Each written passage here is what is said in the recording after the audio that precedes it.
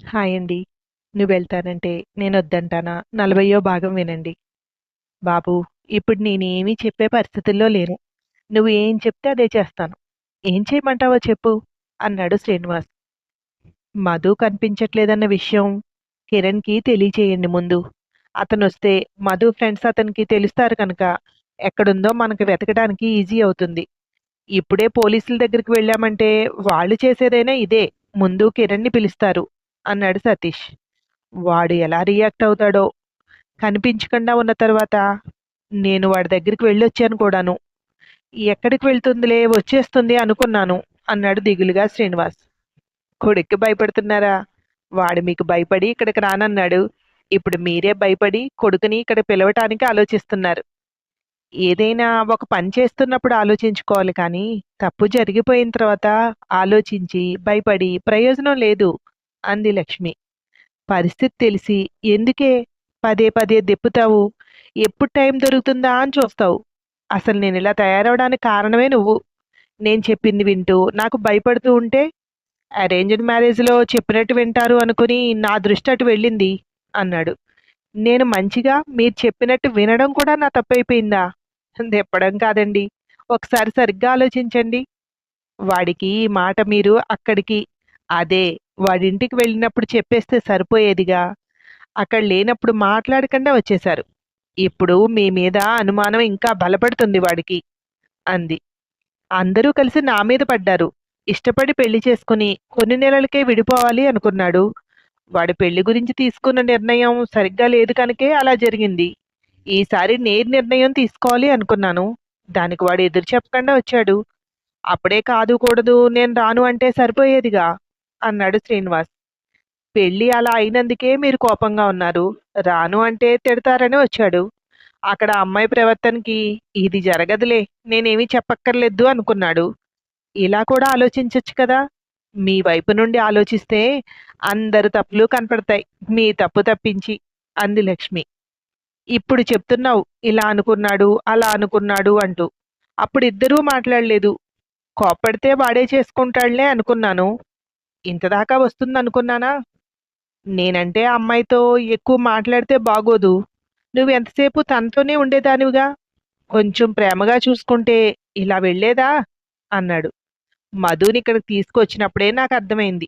వాళ్ళిద్దరూ కలిసి ఉండాలనుకుంటున్నారని. మీకు చూచాయిగా ఆ విషయం చెప్పాను కూడా. మీరు నన్ను మాట్లాడనిస్తేగా అంది. నాకు అర్థమైంది. కానీ నా మాట వింటున్నాడు కదా అని. పెళ్ళైన కొన్ని నెలలకే అది కడుపుతో ఉన్నాను అని తెలిసి విడిపోదామనుకుందంటే ఆ అమ్మాయి ప్రవర్తన నాకు నచ్చలేదు. నా కొడుక్కి మంచి చేద్దామనుకుని నేను వెదవయ్యాను. ఫోన్ కూడా నువ్వే చెయ్యి. వాడొచ్చి ఒక 4 తిట్లు తిడితే నా జన్మ చరితార్థం అయిపోతుంది అన్నాడు. ఇంకేం మాట్లాడకుండా వెళ్ళి కిరణ్‌కి ఫోన్ చేసింది. కిరణ్ ఒకసారి అర్జెంట్‌గా ఇంటికి రా అంది. అమ్మా అర్జెంటుగా రావడానికి టికెట్ దొరకదు. ఆఫీస్‌లో లీవ్ కూడా దొరకాలి. ఏంటి? ఏదైనా అర్జెంటా? మధుకు బాలేదా? అన్నాడు కిరణ్. నన్నేం అడగొద్దు. నువ్వెలా లీవ్ పెట్టుకుంటావో తెలీదు. నువ్వు మాత్రం తెల్లారేసరికి ఇక్కడుండాలి అని కాల్ కట్ చేసింది. సరే మరి. ఎలాగో బావొస్తున్నాడు కదా! వచ్చిన తర్వాత ఏం చేయాలో ఆలోచించేద్దాం. అప్పటి వరకు ఇక్కడే ఉండాలి. నేనిక్కడికొస్తున్నట్టు మా పిన్ని వాళ్ళకి తెలీదు కనుక సరిపోయింది. లేదంటేనా ఎలా ఉంది? ఒకసారి మాట్లాడించు అంటే ఏం చేయాలో అర్థం కాకపోను అన్నాడు సతీష్. ఇప్పటి పిల్లలకి అసలు ఆలోచన ఉండట్లేదు. ప్రేమించినప్పుడు ఒకరి నుండి ఒకరు పూర్తిగా తెలుసుకున్నాం అనుకుంటారు. పెళ్ళైన తర్వాత ఒకరి గురించి ఒకరికి తెలుస్తుంది. పెళ్లి ముందు ప్రేమించేటప్పుడు కనిపించని అతని ప్రవర్తన ఇప్పుడు కనపడడం మొదలుపెడుతుంది. దాంట్లో తప్పులు వెతుకుతారు. వాళ్ళు గొడవలు పడి రోడ్డెక్కుతారు. వాళ్ళు పెళ్లి చేసుకున్నందుకు పోయేది మా పరువే. ఇలా గొడవలు పడినప్పుడు పోయేది మా పరువే అన్నాడు శ్రీనివాస్. అయితే పూర్తిగా అమ్మాయిలదే తప్పంటారు. అబ్బాయిలు తప్పేం లేదంటారు. ఇక్కడున్నప్పుడు చూడలేదు. ఆ పిల్ల ఎంత సహనంగా ఉందో. ఆ పిల్ల ప్లేస్‌లో ఒకసారి స్వప్నను ఊహించండి. అప్పుడు ఈ పిల్ల ఎంత సహనమైందో తెలుస్తుంది అంది లక్ష్మి. నేనంటే మాత్రం ఒప్పుకుంటావా? వాడిదే తప్పుందిలే. లేదని నేననట్లేదు. నమ్మి వచ్చిన పిల్లని మంచిగా చూసుకోవడం చేతకాలేదు. వీడిని నమ్మి ఆ అమ్మాయి మాత్రం ఎలా జీవితాంతం జీవిస్తుంది? ఎలాగోలాగా సర్దుకుపోదామన్నా మనం వాళ్ళని కలిపే ప్రయత్నం చేయలేదు. దూరం చేసే ప్రయత్నమే చేశాం. ఇక విసిగిపోయి ఉంటుంది అన్నాడు. ఇప్పుడింతకీ మీరు మధుకి మంచి చేయడం కోసం స్వప్ననిచ్చి పెళ్లి చేయాలనుకున్నారా? కిరణ్‌తో మధు సర్దుకుపోతూ బతకలేదు కనుక స్వప్న అయితే స్వప్న చెప్పినట్టు వాడు వింటాడని వాడికి చేయాలనుకున్నారా?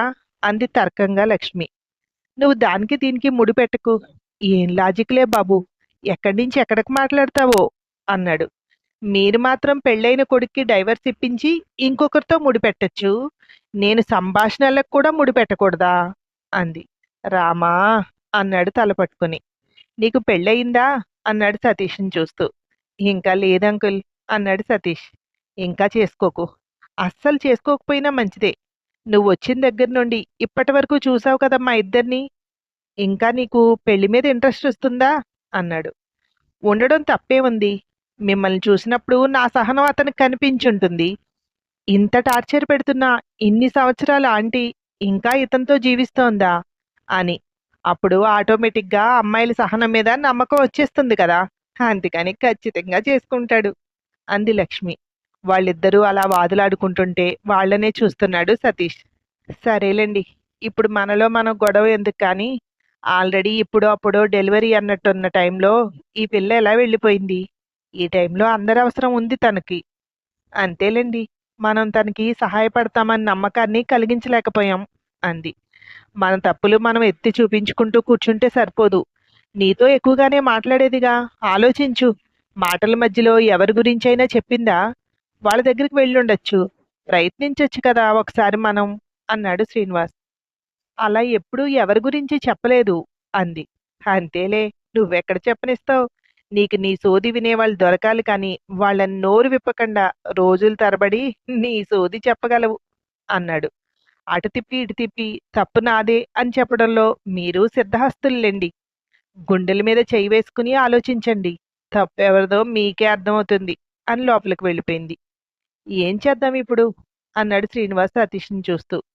ప్రొద్దుట బావొచ్చే వరకు వెయిట్ చేద్దాం. ఏమో ఒకవేళ అతనికి తెలిసేమో ఎక్కడుందో అన్నాడు సతీష్. నిజమే.